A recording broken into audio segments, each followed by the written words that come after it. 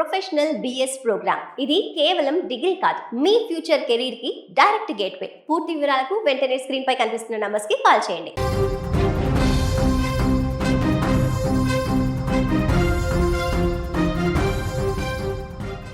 హైదరాబాద్లోని ఫిర్జాదిగూడలో సాఫ్ట్వేర్ యువతి తేజస్విని మృతి ఇంకా మిస్టరీగానే మిగిలింది.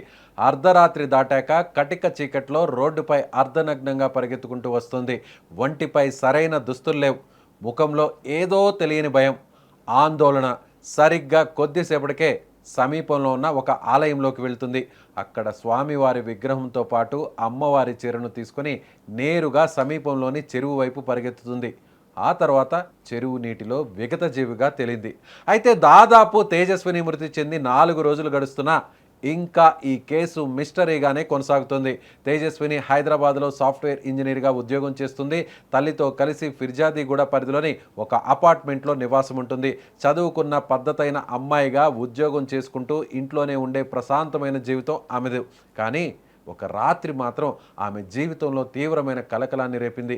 ఈ నెల 18వ తేదీన అర్ధరాత్రి 2:26 ప్రాంతంలో అర్ధనగ్నంగా పరిగెత్తుకొని వచ్చిన తేజస్విని నేరుగా స్థానికంగా ఉన్న గుడిలోకి పరిగెత్తుకొని వచ్చేసింది.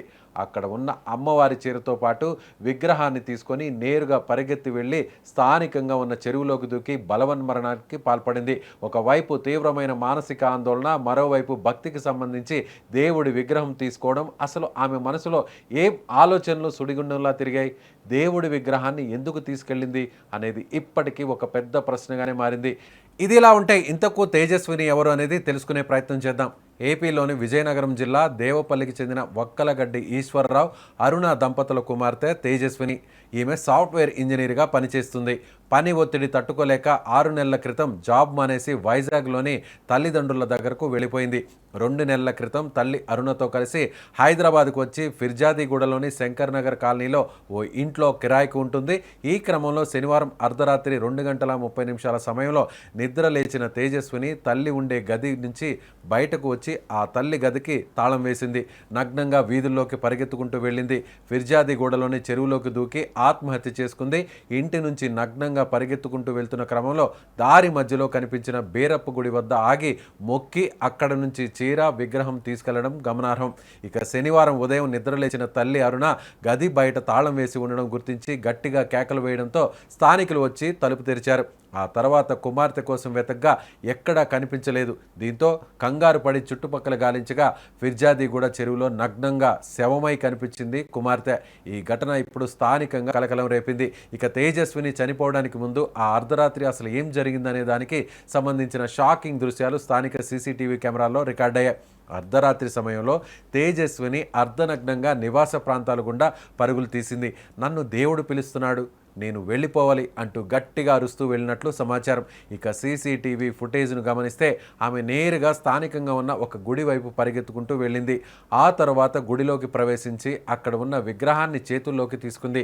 అలా విగ్రహాన్ని పట్టుకుని నేరుగా సమీపంలో ఉన్న చెరువు వైపు వెళ్ళి క్షణాల వ్యవధిలోనే ఆ చెరువులోకి దూకేసింది. ఇక అందరూ మొదటగా ఈ మరణం వెనక ఎవరైనా ఉన్నారా, హత్య చేసి చెరువులో పడేశారా అనే కోణంలో అనుమానాలను వ్యక్తం చేశారు. కానీ కాలనీలోని సీసీటీవీ ఫుటేజ్లను పరిశీలించాక, ఆమె తల్లి ఇచ్చిన స్టేట్మెంట్ రికార్డ్ చేశాక ఈ కేసు పూర్తిగా మరో మలుపు తిరిగింది. ఇది మానసిక స్థితి సరిగ్గా లేక దేవుడి భ్రమలో చేసుకున్న ఆత్మహత్య, లేక దీని వెనక మరేదైనా బలమైన కారణం ఉందా అనే కోణంలో పోలీసులు లోతుగా దర్యాప్తు చేస్తున్నారు.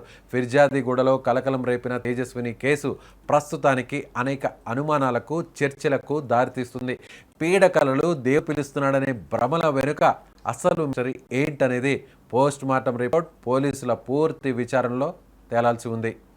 ఇక తేజస్విని ఈ నెల 18న బలవన్మరణానికి పాల్పడింది. అయితే నెక్స్ట్ డే అంటే ఈ నెల 19న తేజస్విని తల్లి స్టేట్మెంట్తో అనుమానాస్పద మృతిగా కేసు నమోదు చేసుకున్న పోలీసులు సీసీటీవీ ఫుటేజ్లు, స్థానికుల వాంగ్మూలంతో తేజస్విని ఎందుకు బలవన్మరణానికి పాల్పడింది అనే కోణంలో విచారణ జరుపుతున్నారు.